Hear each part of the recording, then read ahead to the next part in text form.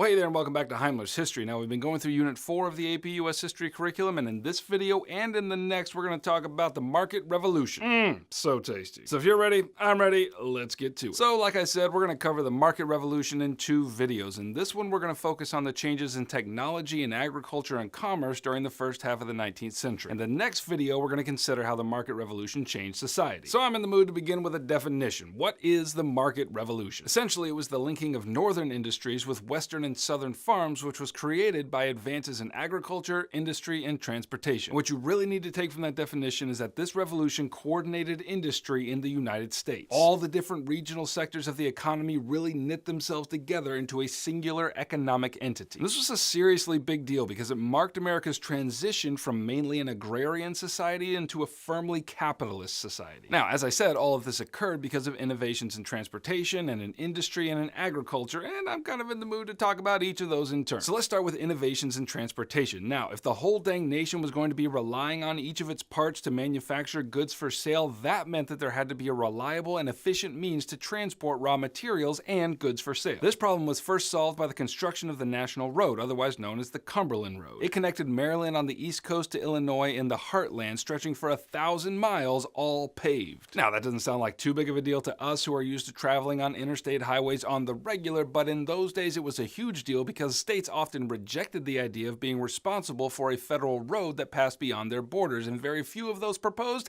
actually made it into reality. Also important in the transportation category was the building of canals. Canals, in case you don't know, are basically human-constructed rivers, because sometimes a river just doesn't go where you need it to go in order to trade and get that boom boom. The most significant of these canals was the Erie Canal, constructed in New York in 1825. This canal linked western farms with eastern manufacturing and created the occasion for a flurry of canal building throughout the United States. Now, if you're going to be shipping goods and raw materials on water, then you need a reliable vehicle. Enter the steamboat. Previously, if you wanted to ship manufactured goods down a river, then it was basically a one-way trip, and that trip was dictated by the direction of the current. But with the advent of steam power and boats, goods could be delivered downstream, and then raw materials could be loaded on it, and it could power its way right back upstream. And this increased the efficiency of trade immensely. And finally, maybe the most significant innovation in transportation technology was the railroad. By the 1820s and 1830s, railroads had largely replaced canals as the main technology linking regions for trade and manufacture. And from there, they exploded like mad, and local and state governments helped this expansion by granting special loans and tax breaks to railroad companies, and in some cases, they even granted them land as well. So that's how all the regions of the nation got linked together through transportation. And now let's turn the corner and talk about innovations in industrial technology. New patent laws that protected the rights of people's inventions made the environment ripe for new technology. One of the most significant of these innovators was Eli Whitney, whose technology of interchangeable parts revolutionized the industrial sector. He first applied this technology to the manufacture of guns. Now think about this for a second. Prior to interchangeable parts, if you wanted a gun or dang near anything manufactured for that matter, then an artisan would have to make the whole item for you from beginning to end. It was a long process that required skilled labor, and if you got your trigger messed up, well then you had to get a whole new gun. But Whitney figured out that if you machined each piece of a weapon with precision and in bulk, then you could assemble all of those pieces, and then if any of the pieces failed, you could just change it out with another that fit the exact specifications. And when this innovation was applied to industry, it took off. In the 1820s, the factory system was born in America, and the revolution here was related to interchangeable parts. Factories could mass produce the discrete parts of any given item with precision, and then workers could assemble them to be shipped to regional and more distant markets. So now, all of a sudden, manufactured goods could be mass produced by unskilled laborers, and Americans were flooded with crap to buy that they never even knew they wanted. Thanks, America. Another significant innovation in the market revolution happened in the agricultural industry. Now, the first innovation I'll mention could belong to the previous category of industry, but it was a major player for agriculture as well. So prior to his work in interchangeable parts, Eli Whitney had invented the cotton gin, which significantly sped up the process of separating cotton seeds from cotton fibers, which was then thrown into a spinning machine which turned the raw cotton into yarn. These inventions transformed southern agriculture, which could ship way more cotton than previously was possible. Also on the agriculture front, a significant change was occurring in the way people farmed. In the early 1800s and for generations before it, subsistence farming was the main goal of agriculture. And this just meant that people farmed in order to feed themselves and maybe have a little extra to sell locally. But in our time period, commercial farming rapidly began to replace subsistence farming as the norm. This kind of farming focused on growing cash crops like cotton or tobacco. These crops weren't grown for a family survival because you can't exactly eat cotton or tobacco. These crops were grown exclusively to be traded at local and at this point increasingly distant markets. And cotton was, by all measures, the most important, especially for Southern farmers. And because Southern cotton was in high demand from British textile factories, this new boom in cash crops began linking not only American farms to American industry, but also American farms to international industry. So the thing you really need to take away from all of this is as follows. Because of the increasing innovation in technology and transportation and industry, the different regions of America were growing increasingly interconnected economically and increasing economic ties internationally.